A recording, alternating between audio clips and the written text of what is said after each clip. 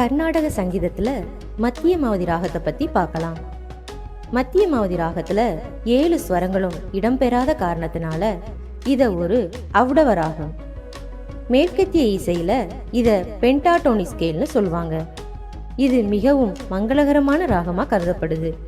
மேலும் ஒவ்வொரு கர்நாடக இசை நிகழ்ச்சியிலையும் கடைசி பாட்டா மத்தியமாவதி ராகத்தில் அமைஞ்ச பாட்டை பாடுவாங்க. அப்படி இல்லைன்னா கடைசியாக வேற பாட்டை பாடினாலும் முடிக்கும்போது பல்லவிய மத்தியமாவதி ராகமாக மாற்றி பாடி முடிப்பாங்க.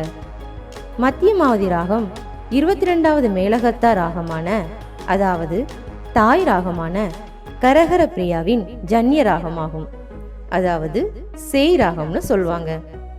மத்தியமாவதி ராகம் கேட்பவரோட மனசை தெளிவுபடுத்தி அவங்களோட சிந்தனைகளை மேம்படுத்துது.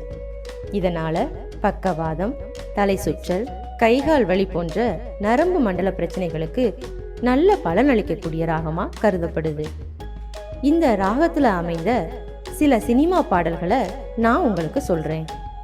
KV மகாதேவன் இசையில படிக்காத மேதை படத்துல வர்ற எங்கிருந்தோ வந்தான் பாடல், MS விஸ்வநாதன் இசையில உலகம் சுற்றும் வாலிபன் படத்துல வர்ற பச்சை கிளி முத்துச்சரம் பாடல், இளையராஜா இசையில இளமை காலங்கள் படத்துல வர்ற ஈரமான ரோஜாவே பாடல், எல்லாமே என் ராசாதான் படத்துல வர்ற அழகான மஞ்சப்புறா பாடல், நினைவெல்லாம் நித்யா படத்துல வர்ற நீதானே எந்தன் பொன் வசந்தம் பாடல், நாடோடி பாட்டுக்காரன் படத்துல வர்ற வனமெல்லாம் செண்பகப்பூ பாடல், தென்றலே என்னை தொடு படத்துல வர கவிதை பாடு குயிலே குயிலே பாடல், மேலும் மனோஜ் கியான் இசையில ஊமை விழிகள் படத்துல வர்ற தோல்வி நிலையென நினைத்தால் பாடல், AR ரஹ்மான் இசையில உயிரே படத்துல வர்ற தையா தையா பாடல், வித்யாசாகர் இசையில அள்ளி தந்த வானம் படத்துல வர்ற